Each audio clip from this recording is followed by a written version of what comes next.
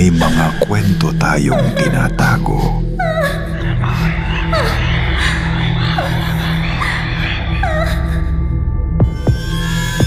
Pero sa Meronoia, inilalabas namin ang tunay na takot.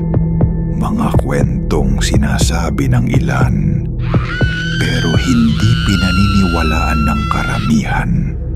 Dito ang katang isip ay may ugat, at ang mga nilalang ay totoo.